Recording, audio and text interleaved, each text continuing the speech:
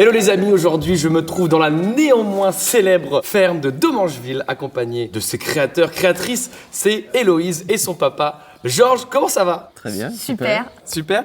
Est-ce que, pour ceux qui ne vous connaissent pas, on pourrait raconter en 2 mots un petit peu l'histoire de cette ferme, qui est très connue sur les réseaux grâce à Héloïse?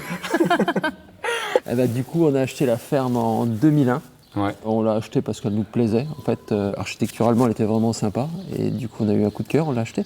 Et après, une fois qu'on l'avait, on a dû faire quelque chose dedans, parce que moi, je suis comptable à la base. Et du coup, on a fait de l'élevage. Parce que, au final, je savais ni faire élevage, ni rien du tout. Mais il a bien fallu commencer par quelque chose. Donc, on faisait des agneaux, on avait quelques brebis. Puis, on a vu que ça fonctionnait un petit peu. Et puis, on s'est lancé un petit peu dans la viande. Donc, on a eu des charolaises après. Et puis, on a fait de la vente en fait, de viande à la découpe. On vendait sur les marchés, on a monté un petit labo de découpe avec un boucher. Et donc on a fait ça pendant pas mal d'années, jusqu'en 2001-2012. Ok. Et du coup, en 2001, Héloïse, toi, t'as quel âge? Et l'autre question, c'est, tu faisais de l'élevage? Tu travaillais pas encore dans la partie élevage, toi, Héloïse? Non. Parce qu'en 2001, t'avais quel âge? J'étais pas née. Elle était pas née. T'étais pas née? Mais non. Mais t'es née quand, Héloïse? Je suis née en 2002.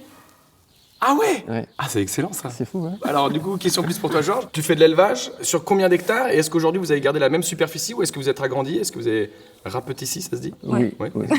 En fait, on a sensiblement la même surface. Mais bon, avant, c'était que des prairies, puisqu'on faisait du maraîchage, mais juste pour nous, perso, quoi, pour avoir quelques légumes.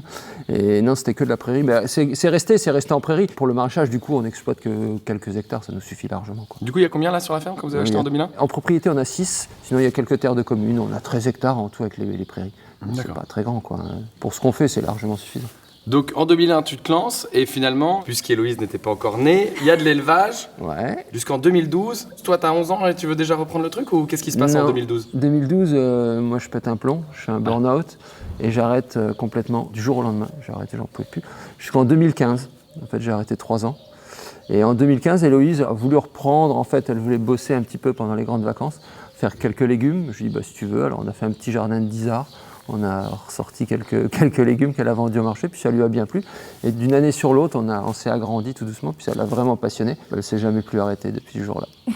Héloïse, tu peux nous raconter un petit peu de ton côté. En 2015, tu as quel âge et qu'est-ce qui se passe dans ta tête pour dire tiens, cet été, je ferais bien pousser des légumes, moi? Donc avec ma grande sœur, on voulait gagner un peu d'argent. À 12 ans, avoir un job d'été, c'est pas facile, quoi. Et du coup, c'est là qu'on s'est dit les marchés, ça peut être trop cool. Donc on a commencé, c'était vraiment que 2 mois, donc que les grandes vacances, histoire de faire un peu d'argent de poche. Au final, on a vraiment kiffé parce que c'était hyper cool le contact avec les clients. Les gens, ils étaient trop contents au marché parce que 2 méga jeunes qui vont vendre des légumes. Parce on que avait pas grand-chose. ta sœur, hein. elle est plus jeune, plus vieille? Plus âgée, elle a Plus âgée. 50 plus que moi. Ok. Donc elle avait 17 ans au moment-là. Incroyable. Et les gens étaient trop contents de venir chez nous. Alors on avait vraiment pas grand-chose par rapport à maintenant. Tu vois, on allait cueillir des mûres sauvages, on avait quelques mirabelliers, donc on avait un peu de mirabelle. Mais nous, on était trop contents aussi d'y aller tous les samedis matins. Et du coup, ça nous a bien plu. On s'est dit, ok, on fait pas ça que pendant les grandes vacances, mais du coup, même en reprenant l'école, on continue à aller au marché. Tant qu'on a des légumes, parce que ça commençait à être septembre, octobre. Après, quand t'as un petit jardin, t'as plus grand-chose. À partir de Bien sûr. novembre, en fait, on n'a jamais arrêté. Et pendant donc 1 année, j'étais à l'école. Et je faisais des marchés, donc c'est vrai que c'était hyper chaud quand je rentrais des cours le soir, aller dans le jardin et tout, c'était un peu chiant. Du coup, on s'est dit, la solution, c'est que je fasse les cours à la maison. Comme ça, je serais H24 sur la ferme. Et du coup, j'ai fait ça pendant 2 ans, donc de 14 à 16 ans, parce que tu peux pas arrêter avant 16 ans de toute façon. Et à 16 ans, j'ai complètement arrêté, du coup, pour être sur la ferme, vraiment à 100%, sans cours, sans rien. Et du coup, voilà. Incroyable. Et Georges, toi, t'étais toujours dans l'histoire? Tu continuais de bosser avec elle ou? Bah ouais, parce que le souci, c'est qu'il fallait passer quand même les machines. Et puis elle était petite à 12 ans. Je peux pas lui dire, vas-y, prends le motoculteur et commence à retourner la terre. C'était un peu dangereux. Donc moi, je m'occupais de la partie travail du sol. Et puis les semis, parce qu'elle savait encore pas trop faire. Bah moi non plus au final, mais bon, j'ai bien dû apprendre. Parce qu'on n'a jamais vraiment fait de maraîchage, quoi. Bon, au final, au début, c'était tous les trucs physiques que tu gardais pour toi. Oui, voilà, c'est ça. Parce qu'à c'était 12 surtout ça. ans, t'es pas... Voilà. T'as encore pas trop de force, ta pauvre. Ouais. Et du coup, après, dès que c'était technique, c'était elle qui prenait le relais. Tous les petits semis, les replants, toutes ces choses-là, c'est elle qui gérait. Il y a une autre information que j'aimerais donner aux gens parce que je la trouve assez incroyable. Ni l'un ni l'autre, vous n'avez de formation agricole et n'avez jamais fait de formation. Non, Jamais. non, on a appris Sur le tas. à l'arrache. Tout à l'arrache. Non, mais après, faut dire qu'au début, Au on début. avait des légumes, mais si on regarde les photos maintenant, on est là... Oui, on arrivait à Voilà. sortir des trucs, mais c'était C'était pas... pas fameux, quoi, faut le dire. Mais bon, Mais on avait quand même des légumes, on arrivait à... on s'est amélioré d'une année sur l'autre, et puis on s'est amélioré de nos erreurs, en fait. Voilà. Et là, on a encore plein de choses à apprendre, Il y a toujours des mais on a quand même vachement progressé. Franchement, pas mal, quoi. Tu verras tout à l'heure, mais... Ok. Ça va. Vous avez toujours donc du coup à peu près 13 hectares Oui, En tout, avec ouais. en tout. Et alors aujourd'hui, qu'est-ce qu'on produit à la ferme de Demangeville? Donc du maraîchage, on l'a compris. Ouais. Il y a un petit peu d'élevage encore ou pas? On a quelques poules pondeuses, mais vraiment pas grand-chose. Surtout un petit peu pour avoir des œufs, c'est un petit produit d'appel. Puis ça nous fait un petit peu notre fumier. Non, sinon en élevage, non, on n'a rien. On a un petit peu de blé. On a une petite surface qu'on a mis en blé, parce qu'on fait de la farine un petit peu qu'on vend en de la direct paille. aussi. Eh oui, c'est Oui, comme de ça la que vous avez paille, toute voilà. cette C'est pour ça paille, qu'on a de la paille. là. Et ça, c'est bien pratique d'avoir toute cette paille. Mais sinon, non, l'élevage, c'est fini en fait. On s'est orienté vraiment sur le maraîchage. Là, au bout de 9 ans, financièrement, comment ça se passe? Vous en êtes où? Ça va, on s'en sort quand même, puisqu'on a quelques salariés. Bon, on arrive à... Non, on arrive, On arrive à en vivre. À en vivre, quoi. Oui, franchement. Ok. Bon, c'est pas un métier où on fait fortune, hein. C'est pas non plus, faut pas rêver. Mais bon, ça va, on s'en sort quand même, on peut pas... Ouais, je demande toujours, tu vois, à peu près le chiffre d'affaires. Bon, Tom, je pense que c'est un des mecs qui fait le plus gros chiffre d'affaires. Il nous a dit combien? Il nous a dit 250. 250 000, ouais. C'est comme Tom. Oui. Vous Ouais. êtes à peu près dans les Ouais, mêmes chiffres aussi? je crois, Ouais. ouais, si je dis pas d'annerie. 250 000 de Ouais, chiffre c'est ça. d'affaires? Ouais, Ouais. c'est ça. C'est plus grand que lui, tu vois. Ici, c'est plus grand. Bah, on a 4 hectares cultivés. Ce qu'on aimerait faire, c'est réussir à faire un plus gros chiffre d'affaires sur une plus petite surface. Ouais. Donc cette année, on a déjà enlevé quasiment 1 hectare par rapport aux autres années. Et on arrive à produire plus en ayant 1 hectare de moins. Donc voilà, le but, c'est de réussir à faire peut-être toujours le même chiffre d'affaires, mais avoir une surface plus petite. D'accord. Donc le même chiffre d'affaires, mais peut-être en Mieux- dépensant moins mieux d'énergie, optimisé, de ouais. travail, voilà, quoi. c'est ça. Ouais. Parce que c'est... Parce que plus c'est grand, plus il faut de salariés, plus ça fait de charges, plus c'est compliqué, quoi. Oui, parce que en ce moment, vous êtes à peu près 9 à travailler dessus en pleine saison. Bah, pas qu'avec des salariés, quoi, mais 9 avec tous les stagiaires et tous les woofers, quoi, au max. ouais, au max. L'apprenti, tout le truc. Mais du coup, en salarié, vous êtes 5 à temps plein. 1, 2, 3, ouais, 5 salariés. Plus 5. papa. Alors que une chez Tom, ils demi-personne. sont combien? Chez Tom, ils sont 7 ou 8 Ouais, ils sont beaucoup aussi. 8 ou 9 même, des fois. Ouais, donc vous en En sortez très salarié, bien, quoi. quoi. Franchement, ça va. Non, ça va, hein, non, ça va. franchement, Bon, on est beaucoup plus mécanisé que Tom. Hein. Beaucoup plus bien organisé. Et bah justement, tu me fais une transition parce que c'est ce que j'ai vu aussi. Je me suis dit, putain, c'est incroyable qu'ils aient commencé comme ça, je veux dire, sans famille du monde agricole, on va dire, même si toi, tu t'y es mis, mais vous n'avez pas pris la ferme familiale, quoi. Mais c'est vrai qu'il y a quand même beaucoup d'investissements. J'ai vu, il y a quand même pas mal de machines, il y a une très belle serre. En investissement, ça s'est fait, j'imagine, petit à petit. Ouais, les premières années, tout ce qu'on gagnait, on le réinvestissait au départ, en fait. Comme ça fonctionnait pas trop mal. Depuis 2015, ça devient de plus en plus dur de cultiver et c'est compliqué. Il y a des sécheresses à répétition, le climat est de plus en plus difficile. Donc on s'est dit tout de suite, on va investir tout de suite dans du bon matériel pour pouvoir travailler correctement la terre. Parce qu'au début, on n'avait qu'un motoculteur. Ça va bien quand la terre est meuble, quand les conditions sont bonnes, mais quand la terre est dure comme maintenant, avec un motoculteur, on ne pourrait rien faire du tout, ce serait impossible. Sur plusieurs années, tu penses que l'outil de production en investissement, ça a fait combien?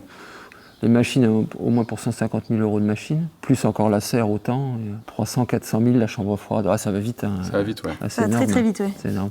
Ça Je pense va que si on fait un global, on n'a pas besoin de 500 000 € avec les véhicules, les camions de marché et tout le truc. Ça, Ouais. c'est énorme. On se rend pas compte, mais pour du petit maraîchage, on a l'impression qu'il y a besoin de rien, mais en fait, il y a besoin de tellement de trucs. Et c'est des banques qui vous ont suivi à chaque fois ou... Bah après, on n'a pas tout acheté la même année, donc C'est ça, on a c'est- fait par étapes, heureusement, parce que sinon, les banques n'auraient jamais... Mais nous, on n'aurait pas pu rembourser déjà, c'était pas possible. Ouais. Bah après, comme moi j'avais déjà la ferme avant, la ferme était payée. Donc ils prêtent plus facilement que si on avait tout créé, tout acheté en une seule fois. Là, Bien sûr. Là, ça serait pas passé. Eh ben écoutez, moi je vous propose que Héloïse nous fasse faire un petit tour de cette exploitation. C'est parti. Donc on commence la visite et là on se retrouve devant une énorme serre. Qu'est-ce qu'il y a dans cette jolie serre, Héloïse? Alors, dans cette serre, il y a une pépinière et Ouais. 3 chapelles de production de légumes. Eh ben on y va. On y va, let's go. Vas-y, viens, je t'emmène. Tu vas voir, c'est grand, hein. Ah bah ça se voit, oui. Wow. Alors, viens. Du coup, en gros, tous les ans, on fait une grosse vente de plants pour les particuliers. C'est pour ça qu'elle est si grande et qu'on a, entre guillemets, utilisé une serre aussi chère pour faire des plants. Ouais. C'est parce qu'en fait, on fait plein de plants de tomates et de courges et d'aromatiques pour les particuliers. Et on fait une grande vente le 1er mai tous les ans. Ouais. Donc voilà pourquoi elle est grande. Après, on a une partie de table ici, avec nappe chauffante pour nos semis à nous. Et pour les semis des tomates aussi pour les particuliers, enfin c'est pour les deux. Donc là, il y a 2 tables chauffées.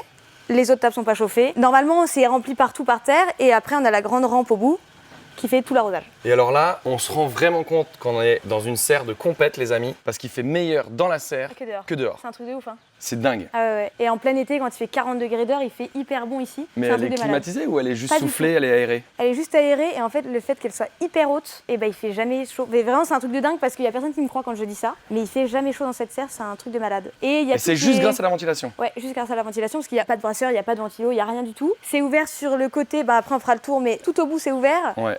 Et là, entre les deux, tu vois, c'est ouvert qu'à moitié pour le moment. Ici, on l'ouvre aussi en entier, donc ça permet d'aérer encore plus. Et on a un ordinateur qui contrôle l'humidité et la température. Donc pour le printemps et l'automne, quand ça s'ouvre et ça se ferme vachement, en fait, c'est hyper régulier. Et donc, on arrive à avoir des légumes hyper réguliers et hyper beaux parce que la température, elle est hyper stable, en fait. Et c'est une serre aussi, c'est une double paroi gonflable, donc ça isole vraiment beaucoup. Donc en hiver, quand il fait moins 8 dehors, il fait 0 à l'intérieur, quoi. Génial. Donc ça, c'est assez cool, surtout pour le Grand Est où il fait très froid. Tu m'étonnes. Voilà. Donc, Incroyable. Et donc le chauffage, il y a vraiment que les nappes chauffantes, quoi. il n'y a que les nappes chauffantes et là on a quand même du chauffage au fioul. C'est pour mettre juste en hors-gel au printemps quand on sème les tomates. C'est réglé sur 1 ou 2 degrés. Mais pas plus parce que la première fois qu'on l'a mis en route, on s'est dit vas-y on teste à mettre à 10 degrés pour voir comment ça marche, ce que ça consomme et tout. On avait mis genre 30 litres de fioul et le matin il n'y avait rien, ça s'était éteint. Mais et non. en fait forcément pour chauffer toute cette partie ça consomme énormément. Du coup maintenant on met juste sur 1 degré histoire que ça gèle pas. Et ça fonctionne très bien, on bouffe quasiment rien et c'est juste pour être sûr d'avoir nos plants au printemps, quoi. Trop bien. Là, cette serre, elle fait quelle taille? Ici elle fait 30 mètres par 10 mètres, enfin 300 mètres carrés quoi. Ah, tu veux dire juste Juste celle-là. celle-là? Ouais. Parce que du coup, c'est une multi-chapelle. Voilà, donc elle Donc fait... t'as 300, t'as J'ai- 1200 mètres carrés, quoi. C'est ça, 3 x 4, ouais. Enfin 30 mètres sur 40 mètres. C'est une belle serre, quoi. Ouais, et en vrai, on se dit, parce que c'est vraiment hyper agréable de travailler dedans, bah tu vois déjà la température et comme on se sent bien. C'est génial. Et on s'est dit que c'était vraiment dommage de ne pas l'avoir fait plus longue, Elle fait quelle taille, tu dis? 40 mètres de long. 40 mètres de long. Ouais, moi j'ai acheté une 10 par 50. Là, elle fait combien en largeur, celle-là? 30 de long et 30 sur 40.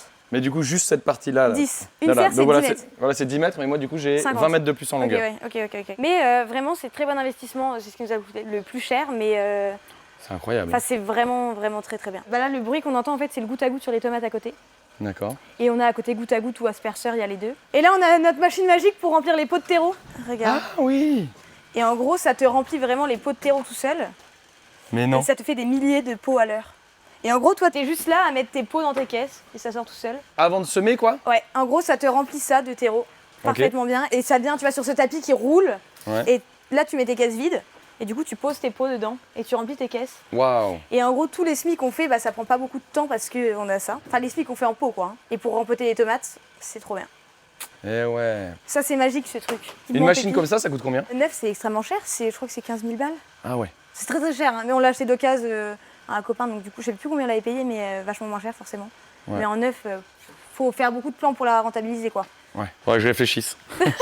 Et là, toutes ces tomates là, c'est des invendus ou? Ça c'est tous les invendus. Et là à droite c'est les tomates buisson, Ouais. tomates qu'on va mettre dehors sans entretien du tout. Je sais pas si tu connais. C'est les tomates qu'on utilise souvent pour faire le ketchup. Ouais, par exemple. Vraiment tu la plantes sur une vache, t'as aucun entretien à part l'irriguer un petit peu.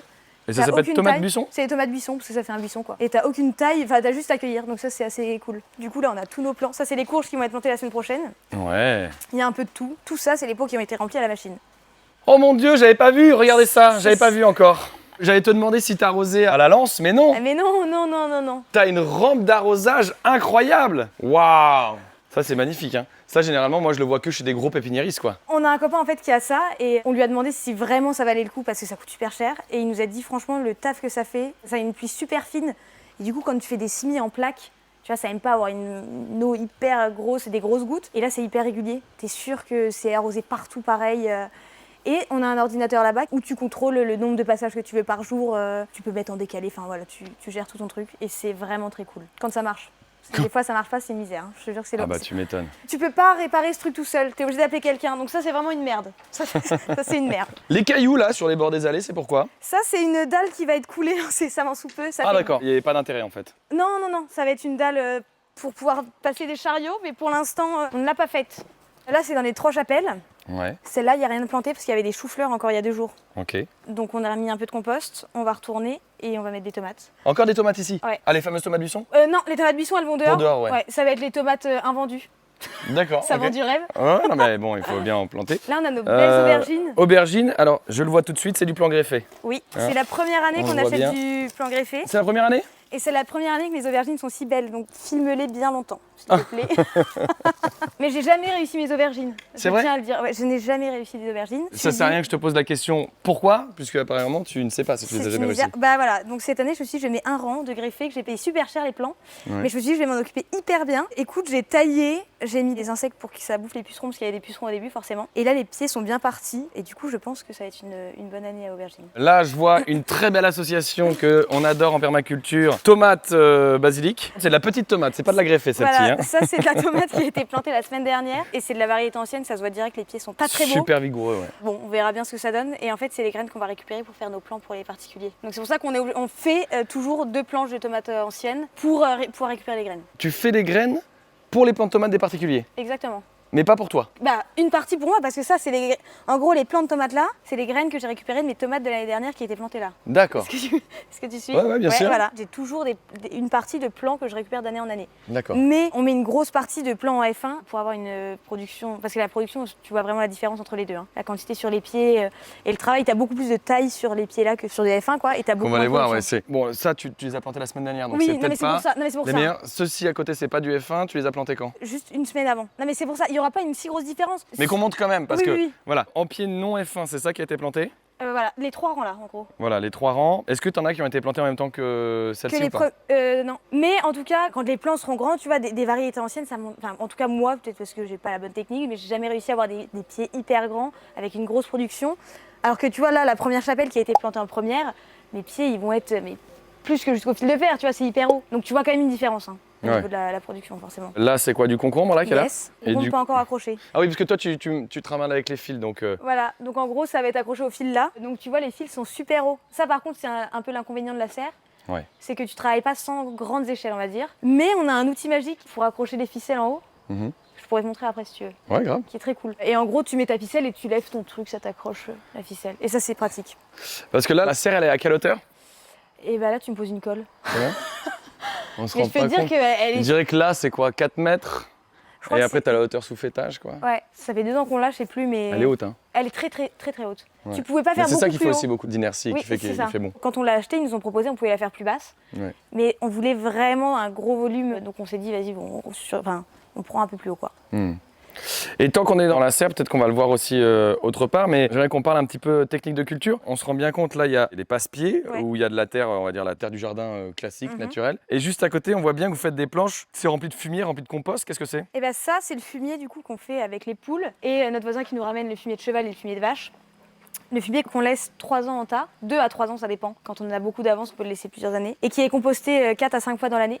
Et du coup ça donne un truc, tu vois, super noir. Et c'est pas le plus fin qu'on ait, mais tu vois, c'est vraiment full fumier quoi. Tonte de gazon, fumier Ouais. de cheval, fumier de poule. Ah oui, c'est un gros mélange que vous C'est faites un gros là-dedans. mélange, il y a tout. Si on a des restes de fans, de trucs, tu vois, on fout tout sur notre tas. Et du coup, ça te fait un mélange super noir et très bien. Et on en met partout, dans tous les jardins, tout le temps. La première plantation de tomates, tu vois la différence de hauteur de pied et il y a beaucoup de fruits dessus. Et on a installé une petite ruche de bourdons, genre, c'était quand? Il y a 3 jours. Et Où tu ça? vois, il y a plein de bourdons partout. Elle est là, voilà, exactement. Il y en a 2. On en a une là-bas. Et une ici. Fais gaffe parce que ça pique. On m'a toujours dit que ça piquait pas, mais c'est vraiment une connerie parce que l'année dernière, je me suis fait piquer, j'avais une cheville comme ça pendant 5 jours. Hein.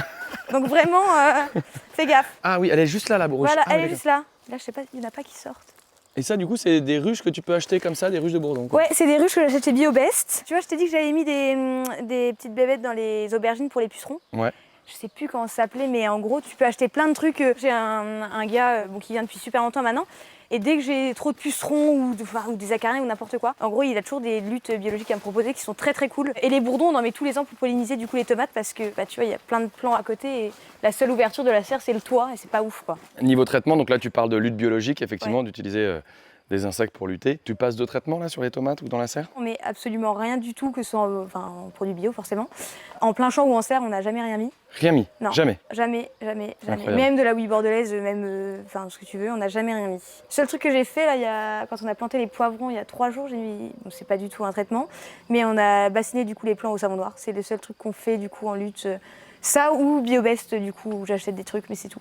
Ok. J'allais dire le mildiou, mais en fait, je pense que c'est pour ça le mildiou, t'as pas besoin de traiter parce que t'as une serre qui est tellement performante que tu chopes pas le mildiou peut-être? Non, alors je touche du bois, hein, mais on n'a jamais eu de maladie. Si, j'ai eu une fois du botrytis, je sais pas si tu vois ce que c'est. Ouais. Ouais. Mais au final, on a arraché les pieds qui étaient malades et ça s'est arrêté.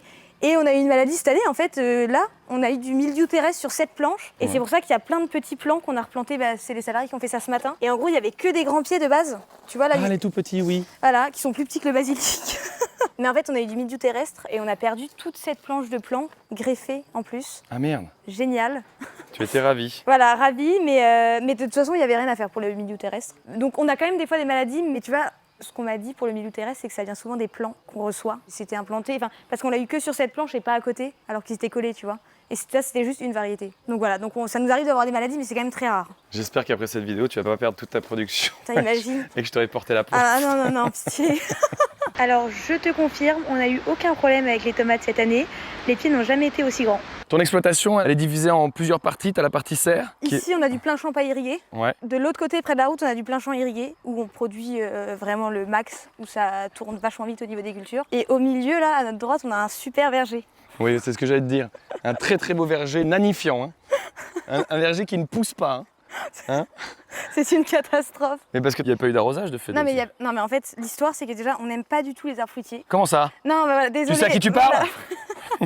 Non mais c'est pas notre truc. Et en fait, on s'est dit, vas-y, vu qu'on fait du jus de pomme, on va planter un verger, ça peut être cool. Du coup, le lycée agricole pas loin de chez nous l'a fait. Et en fait, nous, on s'en est jamais occupé. Donc il n'y a pas eu d'irrigation, il n'y a pas eu de taille. Alors on a broyé l'herbe, hein, c'est déjà pas mal. Ouais. Mais en fait, on s'en occupe pas et on n'a pas du tout le temps pour faire ça. En fait, on se rend compte que c'est où tu fais du maraîchage, où tu fais des fruits. Et c'est pour ça que sur ma ferme, on a partagé les tâches. Tristan fait les légumes et moi je fais les Non mais fruits. voilà, parce que vraiment, c'est impossible de faire les deux, quoi. Ouais. Et quand on a failli tuer. J'ai failli mourir, ouais.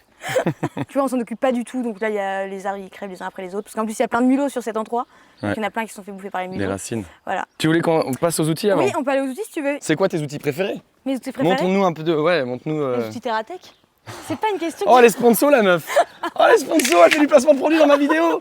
Putain, la honte! Ça, c'est hyper drôle. Ça, c'est une planteuse où on met tous les poireaux, les oignons, les fèves. Et ça, c'est cool. Tu vois, on est assis derrière à 3. Ouais. Et en Tu gros, nous fais la démonstration? Attends, est-ce qu'elle tient? Ouais. Tu veux que je me mette assise là? Ouais. T'auras pas de démonstration. Attends. Alors? Si, c'est bon, elle est tombée. C'est bon. On est exactement assis là, Ouais. à 3. Là, t'as tes plans devant. Ouais. Et ça tourne en avant. Et tu mets tes trucs dedans. Mais non! Je te jure. Et ça te plante directement en plein champ et C'est ça te vrai. fait 3 rangs comme ça. Ça te fait 3 rangs sur la planche, ouais. Génial! Donc c'est hyper cool. Tu le fais avec tout, genre même des melons? Non, parce que ça peut t'abîmer un peu le plan. Tout ce qui C'est est pour en, ça que je te posais la question. en motte, déjà, faut que ce soit des mottes. Ou tu as les poireaux en racines nues, ça passe. Les fèves aussi, ça passe. On plante les fèves avec ça. Et, Pommes de terre? Non, parce que pommes de terre, on a ça. Vous avez la planteuse à patates? Oui. Oui, il y a un rouleau devant, mais ça te donne une idée de... Là, t'as une trémie. Les patates, elles vont jusque tout en bas. Qu'est-ce que c'est une trémie? C'est ce truc où tu mets les patates dedans. Voilà, mais il faut expliquer, il faut expliquer. Ensuite, donc, elles vont jusque tout en dessous, là, dedans. Ça remonte par les godets qui sont là. Ça te remonte les patates. Voilà. Et ça redescend, whoop, juste devant, et ça Ouais. tombe dedans. Et derrière, tu as les 2 disques qui te rebutent déjà un petit coup. Ça te refait une petite butte. Ouais. Et Comme ça te bute tes pommes de terre, quoi, c'est ça. directement. Mais on les rebute quand même une Ah fois ouais après, avec la buteuse qui est juste à côté de la planteuse, D'accord. pour faire des plus grosses buttes. Et Ok. on les rebute 2 à 3 fois. Est-ce que tu rebutes une fois que le plan il est parti, genre tu recouvres à nouveau ton plan ou non? Ouais, une fois que c'est parti, comme ça en plus ça te désherbe en même temps. Ça c'est cool. Voilà, donc ça il faut bien expliquer aux gens. C'est-à-dire que la patate, tu peux la réenterrer pour lui faire plus de production. Ah oui, parce qu'en fait, il faut surtout pas qu'elle soit à la lumière. Parce qu'en fait, cette première butte, elle est pas très grosse. Et la première année qu'on a planté avec ça, on n'avait pas cette buteuse. Et en fait, on avait plein de patates vertes, forcément. Et il y avait des patates qui avaient grillé, parce qu'avec la chaleur, c'est terrible. Et là, ça te fait une plus grosse butte, donc déjà, elle souffre moins de la chaleur. Et t'as 0 patate verte, quoi. Et tant qu'on est dans la patate, là, ça, c'est la récolteuse à pommes de terre. Pommes de terre, oignons. Attends, Ah. je te la découvre. Ça passe directement là. Ça passe sous le sol. Voilà. Juste, en gros, t'as ta butte qui est comme ça. Là, t'as tes patates dedans. Tu peux refaire la butte, s'il te plaît? Comme ça. Là, t'as tes patates. Ça s'enfonce un peu dans la terre, tu vois, jusqu'ici. Ouais. Et ça remonte sur le tapis qui secoue. Et en gros, ça retombe derrière. Là, t'as un guide, je sais pas comment t'appelles ça. Et ça tombe en andin derrière, tu vois, en petit tas. Et Ouais. nous, on ramasse. Quand il sort les pommes de terre, parce que c'est mon père qui fait ça, t'as les pommes de terre qui sont posées sur la terre. Et nous, c'est un plaisir de les ramasser. Enfin, Pas avant, un plaisir, un plaisir. tu fais C'est- ça quand il fait chaud, je peux te dire que tu rigoles moins, mais c'est vachement moins dur qu'avant, on cherchait dans les buts et tout, c'était horrible. Bah ouais. Et là, tu oublies quasiment pas de patates déjà en terre, et elles sont posées dessus, donc tu as juste à les mettre dans tes caisses, quoi. Donc ça, D'accord. c'est très pratique. Hein. C'est vrai que la pomme de terre, c'est une grosse culture qui prélève pas mal aussi. Donc c'est pas en rang, c'est des champs entiers de pommes de terre. Qu'est-ce que vous faites comme amendement? Comment vous préparez le sol? Comment vous l'amendez, le sol à patate? Le sol à patates, vu que c'est une grosse parcelle, on peut pas mettre forcément du fumier partout. Donc déjà, on a obligatoirement de l'engrais vert avant. Ça dépend des années, mais on change tout le temps. Et on essaie quand même de mettre 1 ou 2 épandeurs de fumier avant. Et c'est les seuls trucs qu'on met pour les pommes de terre, parce qu'en vrai, c'est pas le légume le plus gourmand, on va dire. Donc engrais vert plus un peu de fumier, ça suffit. Et c'est les seuls trucs qu'on fait. On met pas de fertile, on met rien du tout. Donc ça veut dire, parce que là, les gens se rendent pas forcément compte, mais sur toutes les planches de culture, pas de traitement, Non. Et pas d'amendement si ce n'est engrais vert, fumier de la maison. On achète un peu de lombricompost de fumier de cheval qui a 4 ans, que je pourrais te montrer parce que c'est à côté du fumier. Et on a un peu de fertier en sac, mais qu'on met pas forcément tout le temps. Trop bien. Après, tu verras, la couleur de la terre, elle est très, très foncée. Hein. Ben, on continue On justement. continue.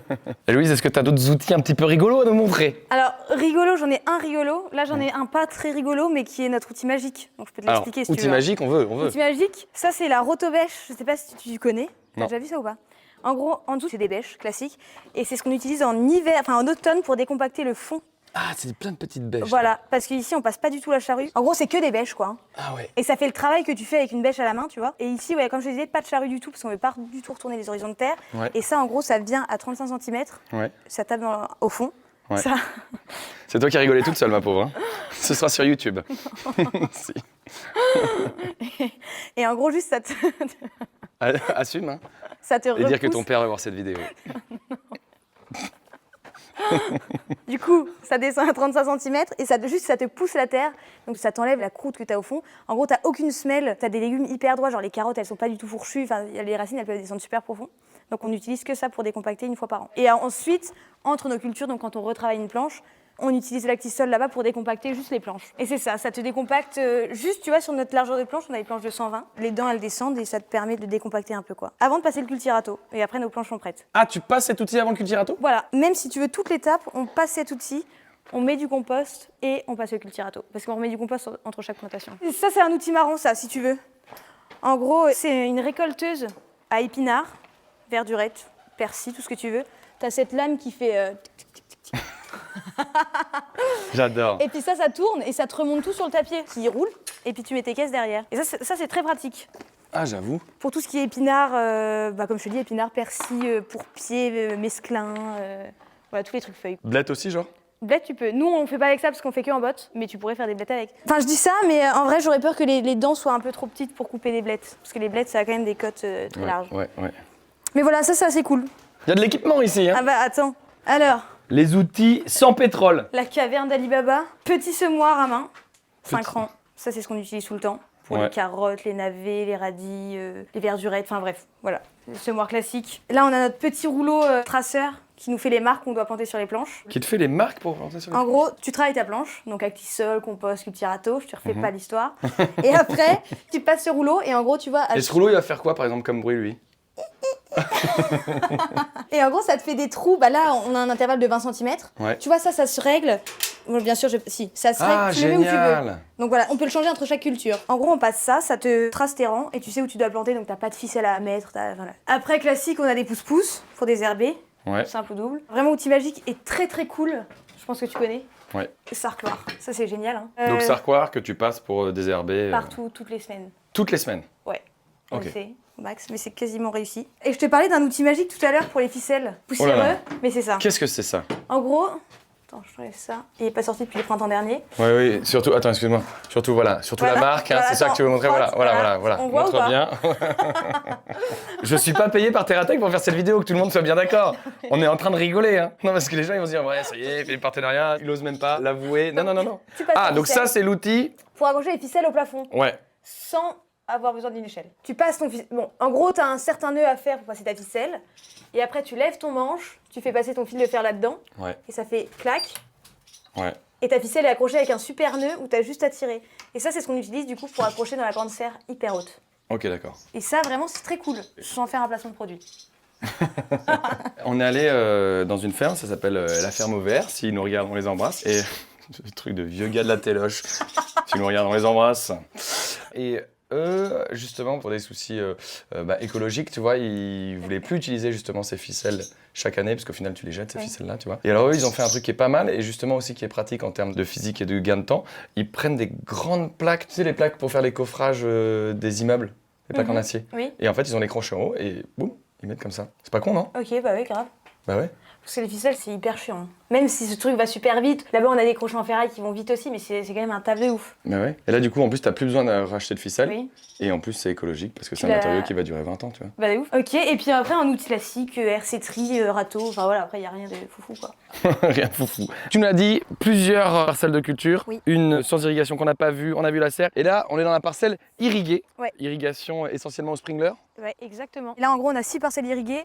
C'est là où on produit le plus de trucs. Les rotations sont vraiment hyper rapides. Et on produit que des trucs rapides. Enfin, tu vois, là, on a des betteraves, par exemple. C'est le truc le plus long. Enfin, non, quoique, on a quand même des carottes à l'arrière. Là, on a des belles blettes Des blettes. qui ont soif. Qui Betteraves sont- Betteraves, là? blanches. T'as déjà vu ça? Ah bah non, justement. C'est de la bombe, regarde. Bon, là, elle est petite, hein. Mais en gros, betterave blanche, c'est hyper doux. C'est très sucré. Enfin, ça n'a pas le goût de la betterave rouge, quoi. Et ça, c'est bon. Les chefs, ils nous en prennent beaucoup. Est-ce que je peux la goûter comme ça, là? Ouais, attends. Ah, j'ai pas de couteau. T'as un couteau? Mais je croque dedans, sinon. C'est ça, là? C'est sale, c'est de la terre. Non, mais vas-y. Oui, c'est de la terre, il y a qu'un peu de caca, c'est vrai. Dis que c'est bon, même si c'est pas bon. C'est vraiment de la betterave? C'est pas une pâtisserie ou quoi? En vrai, c'est très bon. C'est hyper bon. C'est très sucré. Ah, mais vraiment rien à voir avec la rouge, hein. Ça n'a pas du tout le goût de la terre. Bah, c'est un truc de ouf. Et après, ça grossit beaucoup? Bah, c'est comme une betterave rouge, donc tu vois, on les récolte quand elles ont cette taille. On fait des Ouais. bottes de 3-4, grand max 4. Ça pousse vite, comme une betterave, mais tu vois, on les fait en plan, donc ça passe par la pépille avant. Et c'est repiqué grâce à notre rouleau où on trace. D'accord, donc tu les fais en godet avant? Ouais, en alvéole. En alvéole? Ouais. Alvéole, donc quand tu la repiques, elle fait quelle taille? Cette taille, donc en Ok. grand max, ouais. Et tu repiques et ça a besoin de beaucoup d'eau? Bah, ça dépend du temps, mais tu vois, en ce moment, c'est quand même arrosé 2-3 fois par semaine. En gros, C'est si bon. tu veux qu'elle pousse vite, faut mettre un peu plus d'eau, quoi. Ouais. Et en ce moment, vu qu'on veut que ça dégage, bah, on arrose un peu plus. Mais je vais pouvoir te montrer, on a repiqué des betteraves milieu de semaine, donc tu vas Parce que voir le celles-ci, sac, elles ont quel âge? Celles-là, elles ont quoi, un bon gros mois et demi. Oui, ça pousse vite, Mais effectivement. ça pousse quand même vite, hein. Parce que là, 2 tu mois. récoltes au bout de combien de 2 temps? mois. Ça a 2 mois, on va dire, et ça met 2 mois et demi. Grand, Ah oui, grand donc grand là, max. plus que 15 jours et c'est Ouais, bon. ouais. Trop Tu bien. vois, là, on pourrait déjà commencer à faire des bottes, hein, en vrai. Si on a Ouais. d'autres planches où elles sont très grosses, donc forcément, on va dire celle-là en première, mais on pourrait déjà commencer à récolter. Très très bon ça. C'est Ouais, c'est vraiment jamais très mangé. bon. Les gens, au marché, ils sont pas chauds du tout quand tu leur proposes ça au début. Ah ouais? Et en fait, quand ils ont goûté une fois, genre maintenant, ils en achètent tous. Non mais C'est trop bon, hein. t'inquiète pas que les gens, maintenant qu'ils m'auront vu goûter sur YouTube ça comme ça directement, avec la terre, ils vont dire mais non mais s'il le fait, c'est que ça doit être excellent. Qu'est-ce que vous nous montrez comme culture un petit peu là? On a plein de choucals sous les filets qui sont très très beaux. T'aimes Toi tu pas? dis choucal? Ouais, Moi je dis choucale. choucal. Choucale, yeah, because it comes from Brittany, you know. Je pense que c'est un des trucs que je préfère. C'est vrai, maintenant on a du violet et du vert qui est très beau. Je peux te le montrer si tu veux, hein. Bah alors, non seulement tu vas me le montrer, mais surtout, Tu vas le goûter. Et là, tu vois la différence entre culture sans filet qui est dégueulasse, culture avec filet, tu vas voir, c'est très beau. Je t'enlève quand même 2 sacs de lest. waouh. Attends. Et à côté, du coup, on a du vert qui a été cueilli, donc c'est pour ça que c'est pas très touffu. Merci, merci. Attention. C'est un peu amer ou pas? Bah, c'est du chou, hein. Et bon, moi j'aime bien de manger jeune parce que souvent choucal, j'enlève la La tige. tige du milieu là. Alors qu'elle se mange quand elle est jeune comme ça. Et là, tu vois, c'est du choucal qui a été cueilli pour le marché de ce week-end, au début là. Mais sur du choucal qui a jamais été cueilli, c'est beaucoup plus touffu, bah tu sais aussi bien que moi. Oui, ça vient d'être récolté. Voilà, donc c'est pour ça qu'il n'y a pas beaucoup de tiges quoi. Mais ça va repousser et en gros ça repart de la tête à chaque fois. On prend toujours les tiges du bas, tu vois là où on a cueilli. Et comme ça la tête elle continue à pousser et à la fin de l'été les pieds ils vont être hauts comme ça quoi. Parce que ceux-là, tu les as plantés quand? Mars-avril, c'était les premières plantations en extérieur. Ok. Parce qu'on a eu un printemps très très très humide au début et on n'arrivait pas à planter tellement c'était mouillé. Tu fais pas du choucal d'hiver? Si aussi, du coup j'en ai toute l'année. Et c'est des variétés différentes ou c'est. Oui. T'as vraiment des variétés pour l'hiver et des variétés Ouais. pour l'été? Hop, et le dernier. Est-ce que ça me dérange de la regarder travailler? Pas du tout. Non, pas vraiment. Et si tu veux voir à côté il y a des betteraves qu'on a plantées il y a pas longtemps si tu veux voir la taille qu'elles font. Ouais. Tu vois c'est pas grand hein. Et là je peux t'en sortir une. Et là tu vois qu'elle commence à refaire des racines. Ah ouais. Ah là franchement elle a pas une super tête mais elle va bien repartir. Ouais. Ça a été mis, c'était jeudi, donc tu vois c'était il y a pas longtemps. Ça c'est du petsai, c'est un petit pak choi qui pousse super vite, ça on en met plein et tu vois ils sont très serrés entre eux. Pareil ils ont des feuilles jaunes parce qu'ils ont été plantés en même temps que les betteraves de derrière donc ils ont eu bien chaud là. Et ensuite on a quoi T'en as une planche ou pas là? Oui, il y a des cébettes voyons. Oh là, pardon. Que je fasse pas de bêtises. Du coup on a des cébettes, chou rave sous filet, sucrine, batavia et après les 3 rangs c'est des artichauts. Oh, intéressant ça l'artichaut, parce que ça tout le monde le sait pas. Là aussi il y a du fenouil là. Ouais. Petit point artichaut. Parce que c'est des artichauts que t'as plantés quand? Ça je les ai plantés il y a 1 mois et demi. Parce que l'artichaut c'est une plante vivace. Yes. Donc ça veut dire que là t'as planté il y a 1 mois et demi, mais tu vas pouvoir garder le plant pendant plusieurs années quoi. Alors généralement c'est 3 ans, 4 ans max. La première année ça produit pas beaucoup, la deuxième année ça produit bien, la troisième c'est la meilleure La 4e, c'est un peu pourri. Donc au bout de 3 ans, si on arrive à les garder 3 ans, parce que ça gèle. Tu vois, l'année dernière, on avait plein de plants hyper beaux, c'est la 3e année, il y a tout qui a gelé cet hiver. Ah merde. Donc ici, c'est chaud de faire de l'artichaut parce qu'il fait très froid, il fait froid l'hiver. Mais si t'as pas de gelée, si t'arrives à les garder, tu peux les garder au moins 4 ans sans problème. Tu me fais penser qu'on n'a pas précisé aux gens, on a juste dit qu'on était à la ferme de Demangeville, mais donc on est près de Metz. Dans le Grand Est, ouais. On est dans le Grand Est. On n'a pas parlé non plus de ton sol, t'as quoi comme sol? Alors ça dépend des parcelles. On a des parcelles où c'est un peu argileux quand même. Les parcelles irriguées, c'est là où il y a de la méga bonne terre, elle est assez fine si elle est bien travaillée. Très fine, très légère. Le triangle par exemple qui n'est pas irrigué, la terre elle est vraiment pas terrible. Si on regarde bien la couleur de la terre là-bas et la couleur de la terre ici, on voit bien que c'est pas la même couleur. Tu vois une différence, et les grandes bandes de 200 mètres qui sont pas irriguées qu'on ira voir après, c'est de la terre aussi beaucoup plus pauvre qu'ici, beaucoup plus lourde. Et que tu travailles beaucoup moins facilement. Ici on arrive à la travailler quasiment toute l'année. Hein. Là aussi elle est belle, hein. C'est une nouvelle planche toute neuve, là. C'est très joli ici. T'as vu comme c'est beau? Ah ouais. Chou d'hiver qu'on a déjà planté maintenant. Ouais. Ça reste super longtemps en terre. Sous filet toujours, parce que sinon les altistes défoncent tout. Tu fais pas de traitement, mais par contre, beaucoup de protection en amont, beaucoup de filets, beaucoup d'insectes auxiliaires. Ouais. Bah, là, on a découvert, parce qu'il y a encore 10 jours, tout était couvert de pédicette. C'était tout blanc. Pédicette, c'est les voiles blancs que vous voyez. Voilà, c'est ça. Pédicette, c'est un voile qui tient au chaud, donc on met ça au printemps pour booster les cultures. Et après, quand il fait chaud, donc comme en ce moment, on passe au voile anti-insectes. Et ça, c'est vraiment un truc super fin qui t'empêche juste les insectes d'aller attaquer ta plante, quoi. Mais il y a plein de légumes qui n'ont pas besoin du tout de filet. Genre les salades, on s'en fiche de mettre un filet sur une salade, quoi. Donc on met beaucoup de filets, tout ce qui est choux, tu as tous les choux chinois qu'on a vus avant, les choux raves et tout qui est sous filet. Ensuite on a planté des petites salades. Tu vois le rouleau, des fois il y a des moments où on fait un... Un fit. Je sais pas si tu vois là. Ouais, si, on voit très bien le fit à l'image, voilà. là. Regardez tous le fit. T'as un joli fit comme ça. Et je sais pas si je te mets un coup de pression tout de suite, mais il y a des gens qui sont là pour le spectacle. Oh non, ça me met pas. Et du coup là on a mis des courgettes, 3 planches de courgettes. Parce qu'on a des bâches de courgettes là-bas, mais sans eau, donc qu'on arrose à la main mais qui ne donnent pas assez. Donc là, on a mis 3 belles planches qui vont beaucoup produire. Et à côté, patates douces. Du coup, nos patates douces, on les plante sur butte. Et ça a besoin de beaucoup d'eau quand même pour grossir. Donc on a de l'asperceur aussi dessus. Et puis après, ça se récolte, bon pas tout de suite. Ça met longtemps à pousser quand même. Là, je ne saurais pas te dire le temps, mais je sais que c'est pas avant, je pense, si je dis pas de conneries, septembre. Ok. Aussi, moi, il y a un truc qui m'impressionne, c'est très peu de bâchage. Beaucoup de culture pleine terre comme ça, quoi, Ouais. sans paillage, quoi. Bah, on en met sur ce qui reste super longtemps. Donc tu vois, les choucales, il y avait une choucaille, pardon. Non, mais je sais pas comment on dit, moi. Je dis comme ça, mais peut-être que c'est toi qui as raison. Hein. Il y avait une bâche, céleri branche, il y a des bâches. Là, on a mis des autres choux qui restent plus longtemps, donc il y a des bâches. Mais sinon, tout le reste, tout ce qui va vite, c'est planté sur la terre et on bine toutes les semaines. On sarcle à la main. Et en vrai, on n'a pas énormément de mauvaises herbes. Le plus sale des cultures, c'est, regarde, les sucrines derrière, qu'on est en train de récolter. Et il y a ça dedans. Donc franchement, c'est pas très gênant pour la récolte. Donc voilà, c'est pas trop de bâches. On gagne du temps quand même pour la plantation. Après, c'est sûr que quand il fait chaud, t'as rien qui retient l'humidité. Mais jusqu'à présent, on n'a jamais eu de soucis. Enfin, tout va bien. Trop bien. On passe à la partie non irriguée. Tu veux goûter ça? Moi, je veux toujours goûter des C'est trucs. de la bombe. Faut que t'enlèves la première peau hein, sur la fève. Donc ça, on mange pas. Quoi? Et bien?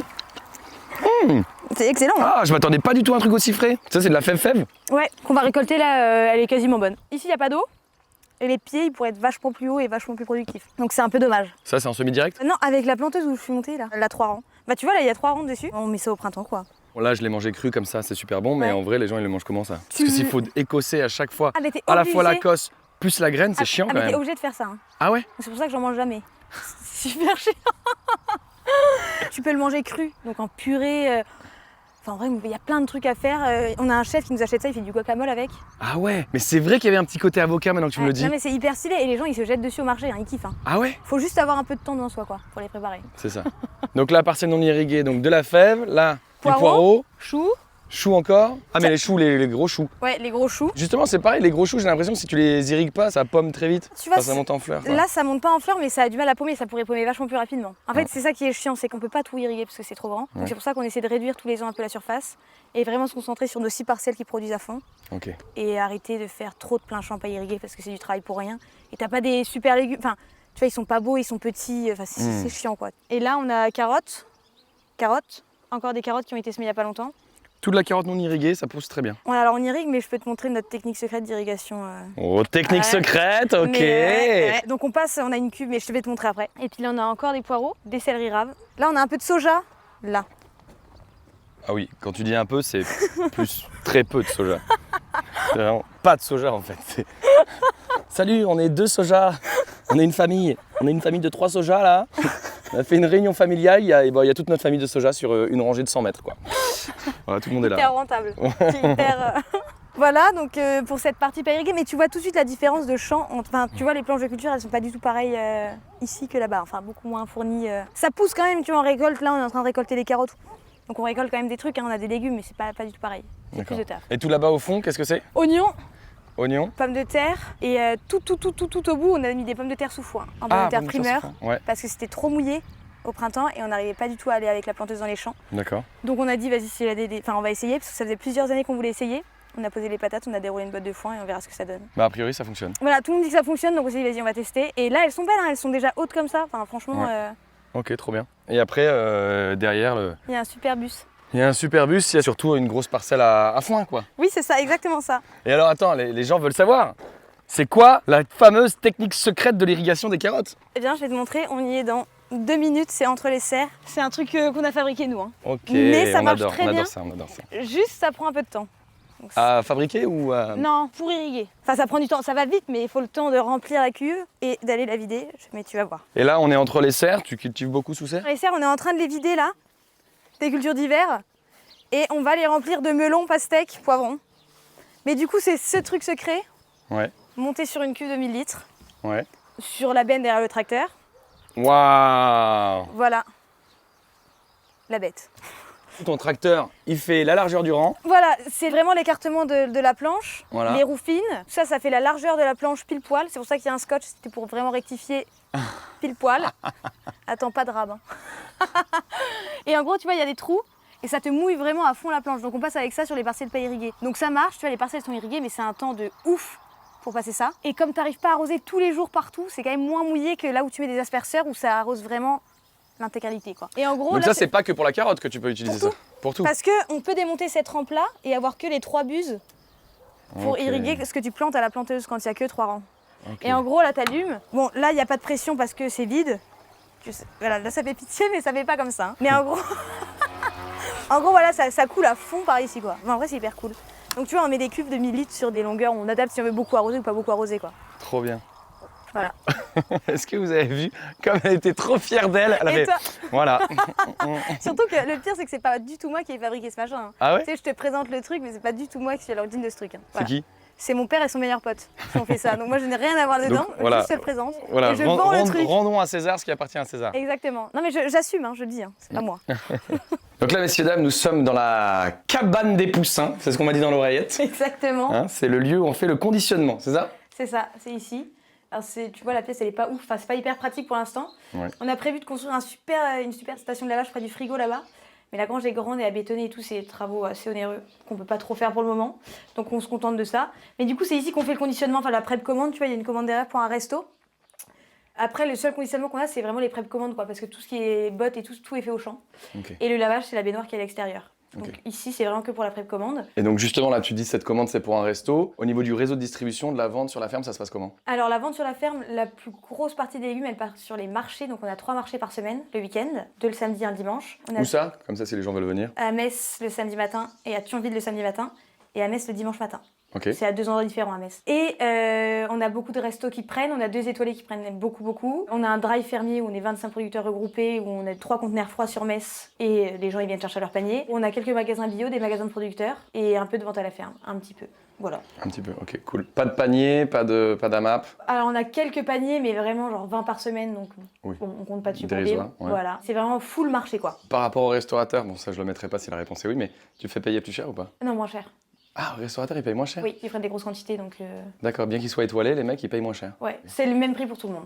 C'est le même prix pour tout le Ouais, monde, ok. étoilé, pas étoilé, brasserie, enfin peu importe quoi. D'accord. Donc tu travailles avec des étoilés. Est-ce que pour ces restaurants-là, ils ont des demandes particulières ou ils mangent les mêmes légumes que tout le monde ou est-ce qu'ils ont des demandes genre de cultiver de variétés que tu n'aurais pas fait si tu n'avais pas demandé? Alors oui, ils ont des demandes particulières. Après, on fait déjà plein de légumes particuliers de toutes les couleurs, de plein de variétés différentes. Ils ont déjà une gamme hyper large. Ils nous ont demandé, par exemple, pour cette année, on cultive des celtus qu'on n'avait jamais fait avant. C'est des laitues asperges. Tu vois, les betteraves, on a des blanches, des rouges, des roses et des jaunes. Enfin, on a vraiment tout en plein de couleurs différentes, plein de légumes nouveaux et différents. Et eux, c'est ce qu'ils kiffent et c'est ce qu'ils recherchent aussi. Des laitues asperges? Ouais, je te dis laitue, mais ça ressemble pas du tout à une salade. En gros, c'est une grande tige. C'est vraiment une salade, t'as plein de feuilles. Et en fait, tu coupes les feuilles et ils mangent juste la grosse tige. Enfin, ils utilisent juste la grosse tige. Ah ouais. Et c'est la première année qu'on en cultive, hein, on n'en a pas encore récolté. Eh ben écoute Héloïse, merci beaucoup de nous avoir ouvert les portes de ta ferme, la ferme de Domangeville, messieurs, dames. Moi, j'aimerais juste insister sur un truc. T'es très jeune quand même.